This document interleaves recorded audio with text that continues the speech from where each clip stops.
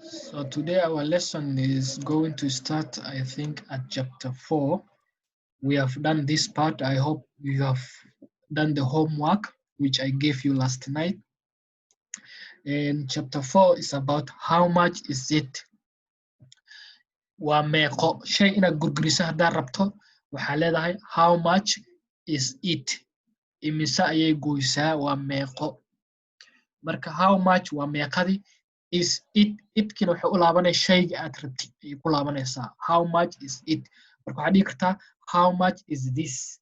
Thisna waa u isticmaali kartaa, itna waa dhihi kartaa, shayga waa ku tilmaami kartaa. Marka how much is it ayuu noqonayaa topica. Tobigada hoos imaanayana waxaa waa topigan colors, kalarada, noocyada midabada ee colors ah, clothing, dharka, sizes, sizeka ama jinka ama sizeska intay wax la eg yihiin size la dhahaa, dharkaaga sizekiisa, kabaaga sizekiisa. Marka sizeska, priceska iyo qiimaha. Priceskan waa qiimaha. Objective ujeedooyinka cashirkan wuxuu noqon doonaa asking about a price, inaad weydiisid qiimaha walax, inaad weydiisid qiimaha. Asking inaad weydiisid about wax ku saabsan a price, qiimaha. Talking inaad ka hadashid about wax ku saabsan colors, midabada, and clothes iyo dharka. Asking inaad weydiisid about wax ku saabsan sizes and prices, sizeyaasha iyo qiimaha, prices qiimaha ay joogaan. Garaamaha hoos imaanaya cashirkan waxa ay tahay tensiga. Tensi waa dhacdo. Tensiga dhacdada socoto, dhacdada markaas socoto oo dhacayso ayaa loo yaqaanaa present progressive tense. Dhacdada markaas socoto ayuu ka hadlayaa.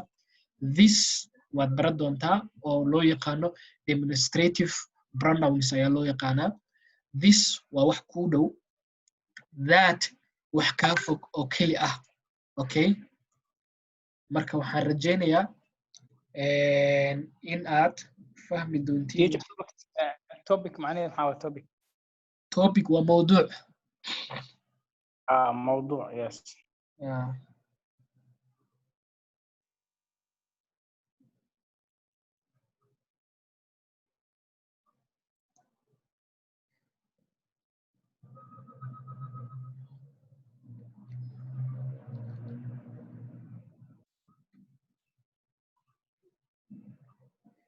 So marka waxaan ka hadlaynaa garaamaha qaybta this, that, these, those, which one ayaa baran doontaa. Ayadana this waa wax kuu dhow oo keli ah. This aa ugu dhawaaqay, tis ha dhihin. This beenaa soo gelina carabkaada. This wax kuu dhow.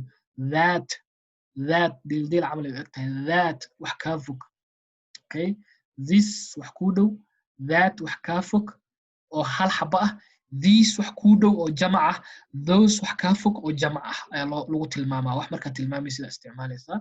Which one midkee, which one keebee, which one keebee. If the shoes fits, wear it. Mahmaahda ku jirta cashirka waxay noqonaysaa if the shoe haddii kabtu fits kula eg tahay, wear it, xiro. Haddii kabtu kula eg tahay, xiro. Marka mahmaaha Soomaaliyada jirto oo maybe u dhiganto macnaha guud, laakiin saasay ka dhigan tahay. Conversationka ama wada sheekaysiga maanta wuxuu ku saabsan yahay asking about a price, inaad weydiisid wax ku saabsan qiimaha. Salesperson, qofka wax gado ayaa waxaa loo yaqaanaa salesperson. Qofka dukaanka joogo oo wax gadaayo, qofka garabka wax ka gadaayo, salesperson aa loo yaqaanaa, qofka wax gado.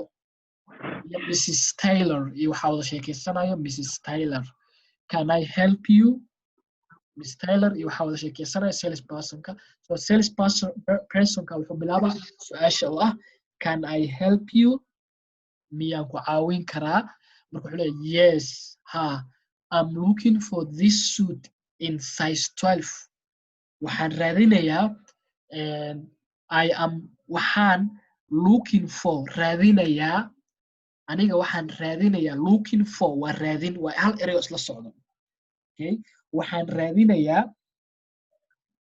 for this suit I'm looking for waxaan raadinayaa this suitkan lexta suit loo yaqaana in size 12 oo sizekiisu yahay 12 sales personka wuxuu leeyahay here you are waa kana marka wax aad qof sii rabto waxa leedahay here you are waa kana qofkii wixii aad siinaysaa okay Miss Taylor waxay leedahay how much is it waa imisa sales personka wuxuu ugu jawaabayaa 195 pound calaamadaas waa pound okay 195 pound follow up oo su'aalaha ku saabsan cashirkan follow up waxa la dhahaa dib u raac ama loo yaqaanaa so number 1 waxay noqonaysaa Miss Taylor is at work waa number 1 waxay dhahday Miss Taylor is at work Miss Taylor waxay joogtaa meesha shaqada marka true ama false mid aad dooranaysaa number 2 waxay noqonaysaa she is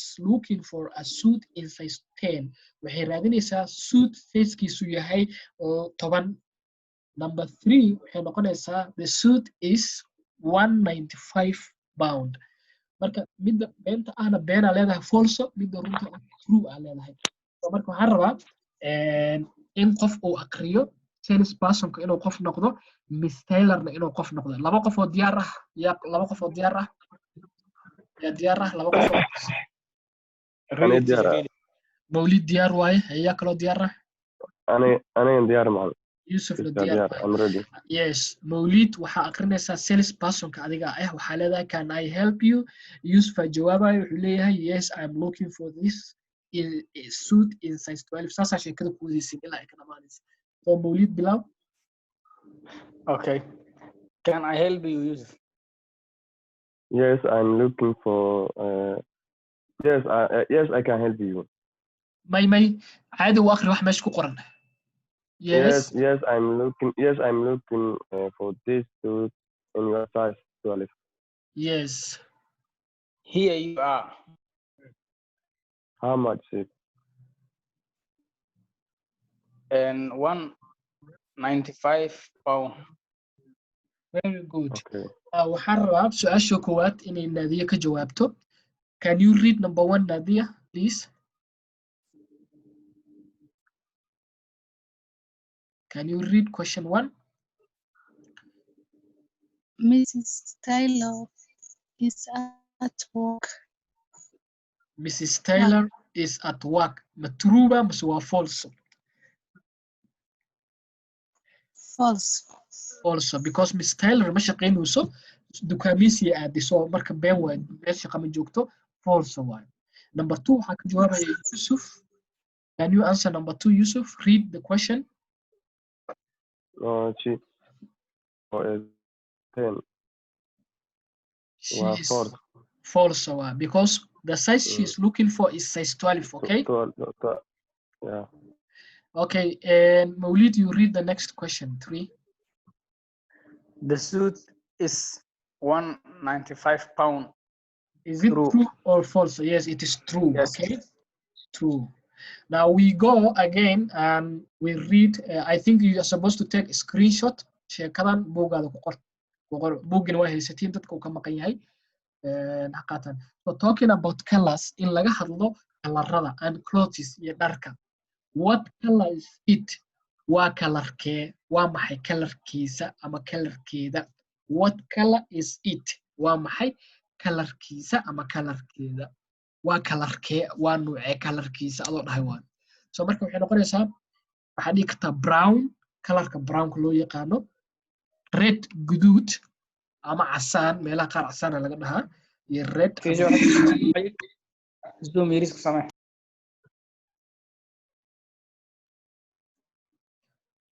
do you see now Yeah. yes so what color is it brown waa color brown red kalarka guduudka ama kalarka casaanka ah and orange brown waa kafay orange brown ka cafe soma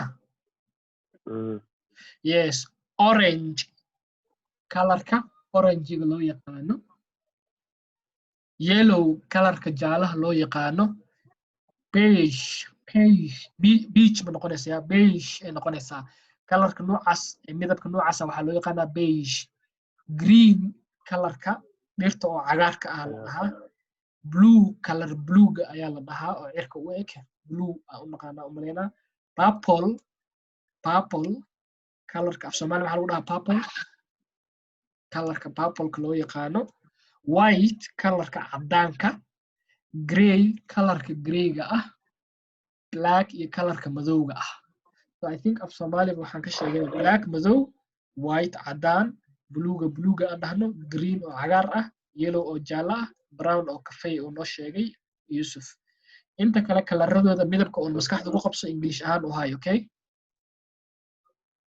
are we together so colorska marka akhrinayso waxay noqonaysaa one brown red orange yellow beige green blue purple white gray black are we together those are the colors so marka kalarada muhiim ay ku tahay inaa xifdisid isku day kalarka iyo midabkiisa isku xifdi what are they wearing maxay xiran yihiin what are they wearing maxay xiran yihiin so marka waxay sheegaysaa waxa ay xiran yihiin so wearing waa xirnaansho to wear I want to wear clothes waxaan rabaa inaan xirto dhar I am wearing clothes waxaan xiranayaa dhar so wearing waa clothes ina xirasho wearing waa xirasho what are they wearing ayagu maxay xiranayaan maxay xiran yihiin maxay xiran yihiin so waxaa leedahay hat koofi scarf baasha qoorta lagu xirto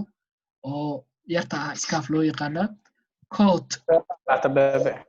yeah tabeeba ma laha gabdhaha baasha gabdhaha oo kale hadda dibadahaas markay tagaan xijaabka weynka ma iska dhigaan maxay hartaan baasha sirta qamar lunta oo kale way xiran karaan wiilasha xataa ayadoo Chelsea ay ku qoran tahay ciyaar tiimamka kala duwan ay ku qoran yihiin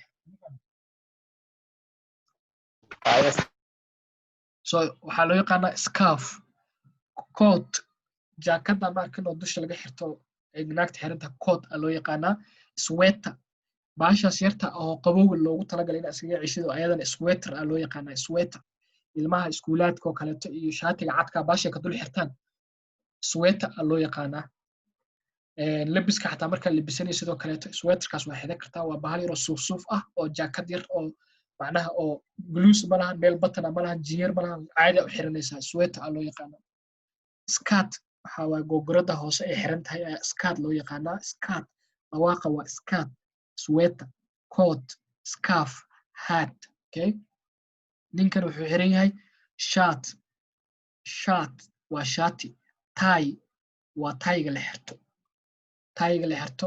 tie loo yaqaanaa jacket waa jaakada caadiga ah uu xiran yahay belt suunka ayaa loo yaqaanaa belt pants surwaalka uu xiran yahay pants aan lahaa English waxa ku dhigi kartaa kaleeto trouser trouser trouser iyo waxa isku mid ah pants okay so marka waxyaabaha labada isugu socdo so waxa leedahay what are they wearing is su'aasha ahayd so waxa leedahay hadii qof tahay waxa leedahay she is wearing a red suit waxay xiran tahay suit gaduudan ama suit gaduud ah ama suit casaan ah sida Soomaaliga hadba u taqaanid he is wearing gray pants wuxuu xiran yahay surwaal gray ah okay tijadi aan baasta ka dhigayo maxaan dhahayaa hadda she is wearing one percent markii baasta laga dhigayo waxay noqonaysaa war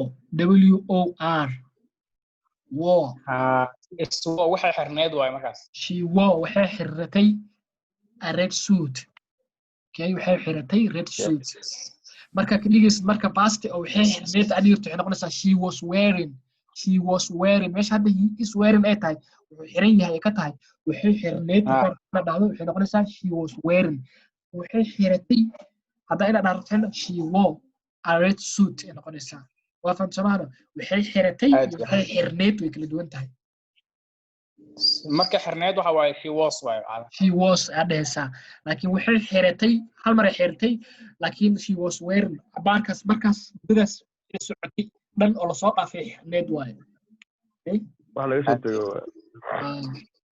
a pair marka waxyaabaha labada iskugu socda waxa uu isticmaalaysaa a pair okay a pair of shoes laba kasta wax iskula socda maxaa leedahay laba xiraysaa laba kabaha a pair of shoes sigsanta ama sharubati alla soma waqooyi sigsanta skaalshada socks alla socks so waxay noqonaysaa a pair of socks gloveska ama baasha gacmaha la xirto gacmo gashadka gacmo xirashada gloves of Soomaali waxa lagu dhahaa gacmo xiradka gacmo gashadka gloves lewa a pair of gloves a pair of shorts a pair of pants a pair of earrings okay earrings waxa waa dhegdhegaha pants surwaalka shorts baalka gaaban oo la xirto ilbaha amal ku gaarayo gloveska caadiga ama gacmo gashadka socks skaalsho sigsaan sharubati mid kale u taqaanid shoes kabaha soo marka wax kasto a pair raacinay teacher shortiga waxa noqonaya maxaa la dhahdaa beer bu noqonaya a pair of shorts ay noqonaysaa because labada lugood leeyahay ka soo qaateen surwaalka laba lugood leeyahay a pair of pants marka pair loo isticmaalaya ma fahanti waan fahmay what is Mr. Monroe doing Mr. Monroe muxuu sameynayaa and I am looking for waxaan raadinayaa looking for waa hal eray oo macnihiisu tahay raadinayaa okay I am looking for a green sweater waxaan raadinayaa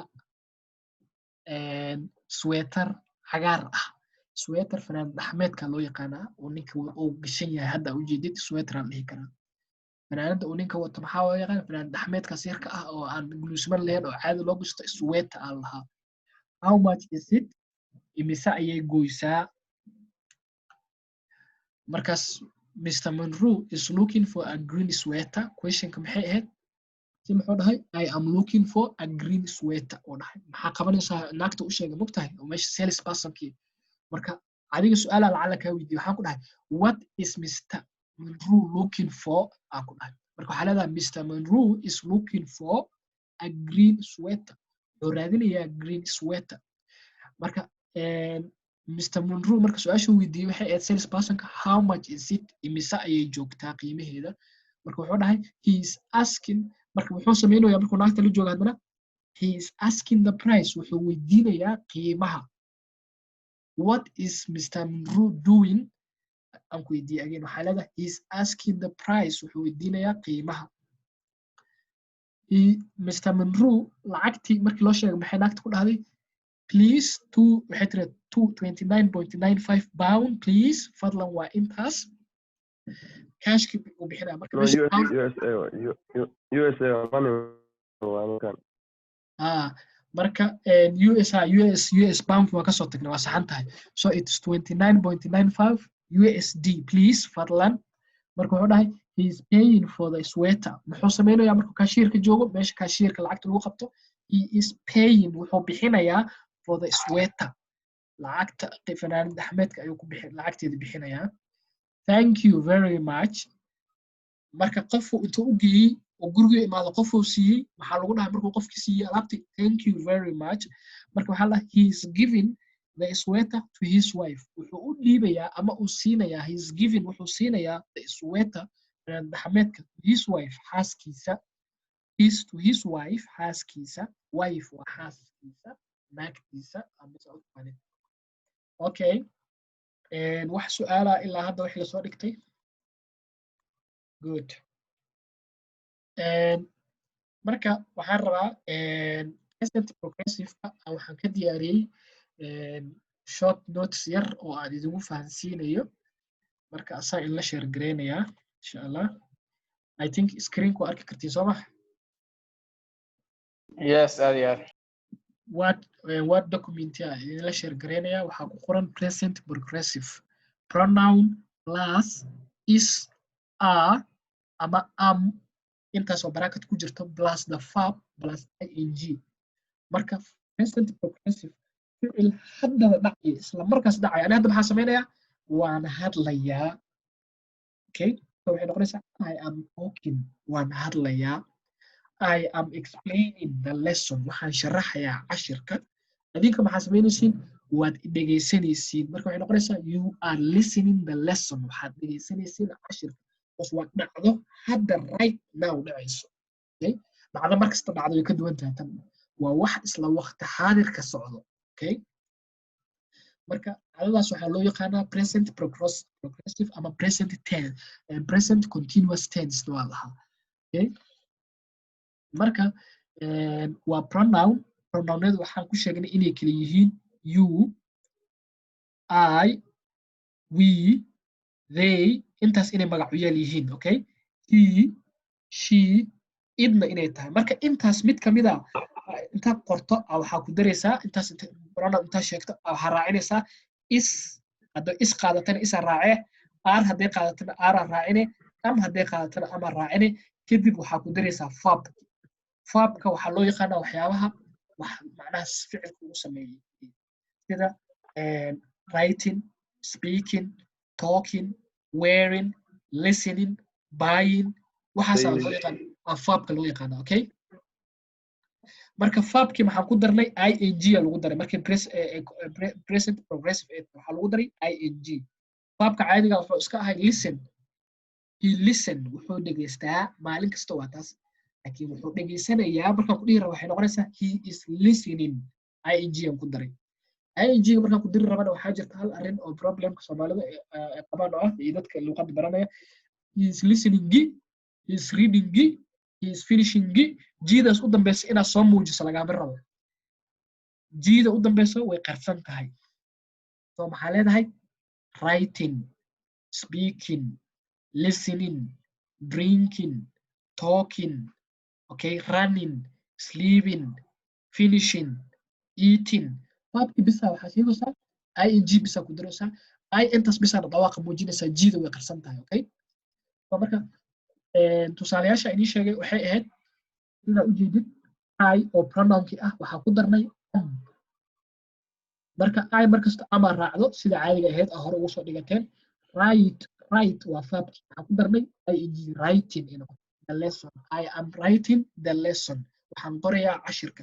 su'aal inaad ka dhigta haddaad rabto amti ayaa banaanka u bixinaysaa aydina gudaha soo gelinaysaa waxay noqonaysaa am I writing the lesson miyaan qorayaa cashirka am I maxaa banaanka u bixiya amti question in negative ayadoo saana waxaan rabaa inaan question ka dhigo haddana ayadoo negative not intaan keeno waxay noqonaysaa am I not writing the lesson miyaanan qoraynin cashir labadaas way kala duwan tahay miyaan qorayaa cashirka iyo miyaanan qoraynin cashirka way kala duwan tahay labadaas marka negativeki jawaabta waxay noqon kartaa positive ama negativeka maxaa meesha ugu jeedaa I am not writing the lesson haddaad cashirka qorayn waxaa leedahay ma qoraya cashirka haddii aad qoraysana waxaa leedahay I am writing the lesson so waxaan ku weydiiyey so now the next part waxay noqonaysaa you markasto sida cashirka pronounka aan igu soo sharaxay are ayaa lagaa rabaa inaad keento markii aad present progressive isticmaalaysid marka waxay noqonaysaa you are making noise waxaad samaynaysaa qaylo ama buuq qofaa fasalka ku dhex jiro wuu qaylinayaa guriga ku dhex jiraa wuu buuqayaa waa u tegaysaa waxaa ku leedahay you are making noise buuq ayaad samaynaysaa making waa samayn noisekana waa buuqi so qofka markuu buuqo waxaa lahaa stop making noise jooji buuqa aad samaynaysid okay su'aala la weydiiyey waxay noqonaysaa are you making noise miyaad buuq samaynaysaa are you not making noise miyaadan buuq samaynaynin you are not making noise buuq ma samaynaysid we are learning English we oo pronoun ah waxaa lagu daray are kadibna laantia waxaa la raaciyey ing saa u dajeedid so waxay noqonaysaa we are learning English waxaan baranaynaa Englishka hadda wax dhacayo waayo are we learning English miyaan baranaynaa Englishka Are we not learning English? Miyaanan baranaynin Englishka. We are not learning English. English kuma baranayno. Midda kaleeto they waxay qaadataa iyadana are. So inta are qaadato maxaa waa you, we, they. She, he, idna maxaa raacisay is. ing unbaa ku daraysaa. They are cooking rice. Are they cooking rice? They are cooking rice. Waxay karinayaan breeze. Are they cooking rice? Miyay karinayaan breeze. Okay, rice. I forgot to write rice. Are they not cooking rice? Miyaysan karinaynin rice? Miyaysan karinaynin breeze. They are not cooking rice. Ma karinayaan breeze. She's sleeping. Way jifta. Is she sleeping? May jifta. Is she not sleeping? Miyaysan jifin. She is not sleeping. Ma jifta. He is coming. Wuu soo socdaa. Wuu imaanayaa. Is he coming? Miyuu imaanayaa. Is he not coming? Miyuusan imaanaynin. He is not coming. Ma imaanayo. It's eating. Way cunaysaa. Like eygu kale ama yaayurtoo kale loo isticmaali karaa. It's eating. Way cunaysaa. Is it eating? Miyay cunaysaa. Is it not eating? Miyaysan cunaynin. It's not eating. Ma cunayso. Okay. waxaan rabnaa inaan sharaxo wax loo yaqaano أنا إسكربشن قانا إسرائيل إسكربشن قانا. أيه.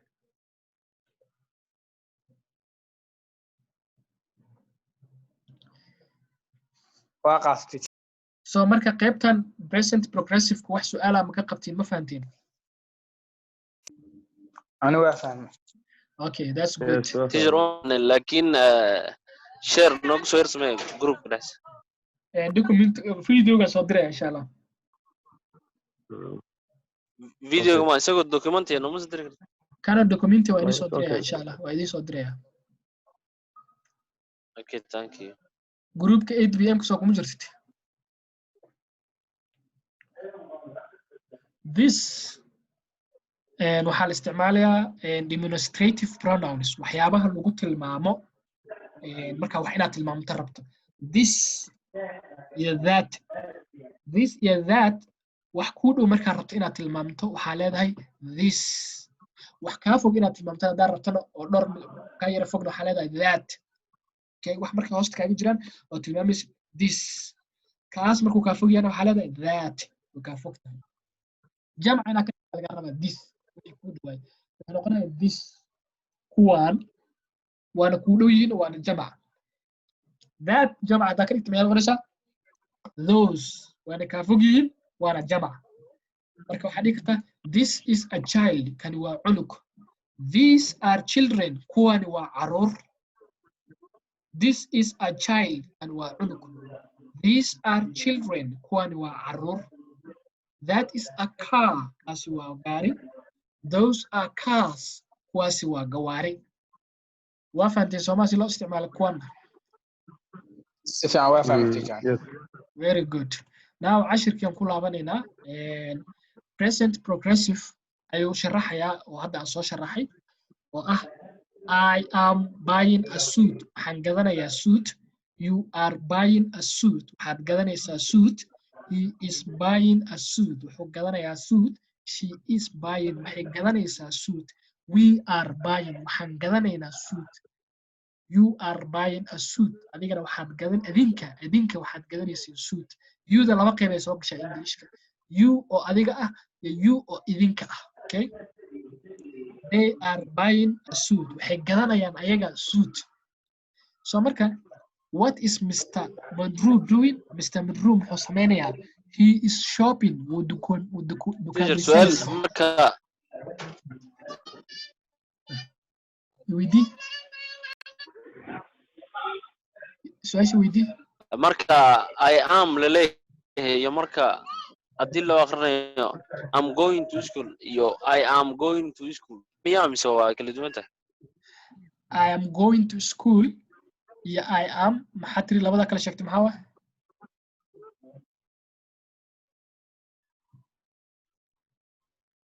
su-aashaada labadaba isku ekaayeen ii sheegtay. way isku egin I am going to school waxa la akhrinayaa I am caadi baa loo akhrinayaa iyo I'm going isku Okay. mid baa Okay, laba waxaa jirta inaad dhahdo I am I am ta apostrophe gashay I iyo M apostrophe iyo ayda kaleeto iyo amtana waa isku mid labadooda midna waa short form midna waa long form like isku mid waay same way Okay. Okay. so what is Mr. Manru doing Mr. Manru muxuu sameynayaa he is shopping wuu dukaameysanayaa waa ficil hadda dhacayo he is shopping ing baa lagu daray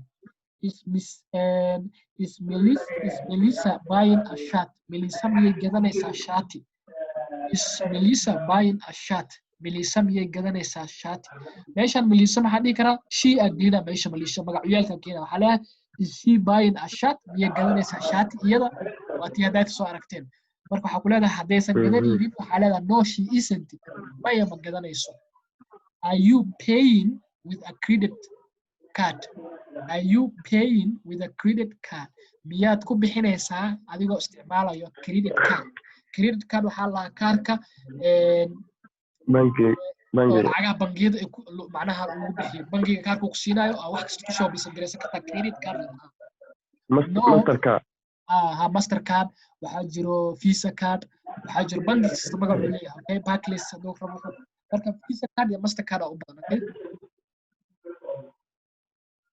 no maya I am paying a cash waxaan bixinayaa lacag cadaan ah cash waa lacag cadaan what are they wearing maxay xiran yihiin they are wearing shorts maxay xiran yihiin uma gaaban short okay so intoo kale waxaan rabaa inaad kala saartiin dhawaaqa ah buying a suit iyo paying buy iyo pay waa kala duwantihiin okay marka buying waa macnaha inaad wax soo gadatid iibsatid paying inaad bixisid waaye pay okay paying something this is buying inaad wax gadatid paying waa tan pay something inaad wax bixisid tanna to buy inaad wax gadatid so marka pay tanna maxay noqotay buy this macna su'aal wadiya su'aal yes meesha ku qoran tahay I am you are maray ku jirtaa you are buying suit and you are buying suit what's the difference the first one you are buying a suit waxaad gadanaysaa suit you are buying a suit waxaad gadanaysiin adinka suit marka waxaa jirto adiga iyo idinka Englishka marka you-da wuxuu isticmaalaa labo adiga iyo idinkaba waxa loo isticmaalaa you okay okay because anaka waxa u haysanaa dad badan oo hortaagan tahay waxa ku yiraahdaa adinka so waxa isticmaalaysaa you hal qof oo hortaagan tahay waxa dhirtaa adiga waxa isticmaalaysaa you intaas okay and this and that no sharaxa cashir this blouse and blouse waxaa lahaa fanaanada gabdhaha marka xirtaan gacmo dheer waaye gacmo dheer ay leedahay gulusi way leedahay blouse aan lahaa this blouse kani this one mid kani that blouse kaas that one mid kaasi those blouses blouseyadaas oo these ay noqotay marka this ay noqotay these kuwani blouseyadan those blouses kuwaas blouse badan oo ka fog those blouses aan leedahay okay this briefcase is new gacanta ku haya waa u dhowdahay this briefcase boorsada gacanta lahaa is new way cusub tahay that one is old taasina waa duq that one is old taasina waa qadiimi okay waa wax duqoobay camal these gloves are cheap gloves kani waa raqiis these gloves yadani are cheap waa raqiis those are expensive kuwaasina waa qaali those kuwaasina are expensive waa qaali is this briefcase all boorsadani gacanta miyay tahay mid qadiimi ah are those gloves red glovesyadaasi miyay guduud yihiin ama casaan yihiin what color is this briefcase waa kalarkee boorsadani kalarkeeda waa noocee okay marka insha Allah berri ayaa halkaas kasii wadi doonaa wax su'aala miyaa jiro oo aan isweydiinayno oo ku saabsan cashirka hadda aan soo dhiganay teacher meeshan that blows see loo akhrinayo dhawaaqaya waxay noqonaysaa blows okay this blows this blows macnaheedu waxa waaye fanaanada gacmaha dheerka ah ee gabdhaha xirtaan aa loo yaqaanaa blows okay waa fahmay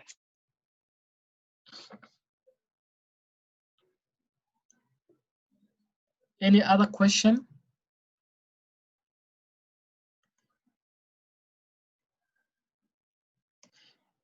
Yusuf, have you done the work I sent to the group? There was an assignment which I sent to the group. Did you try that assignment, Yusuf?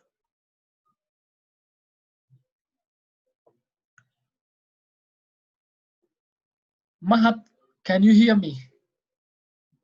Do you have a question, Mr. Mahat? No, teacher, no.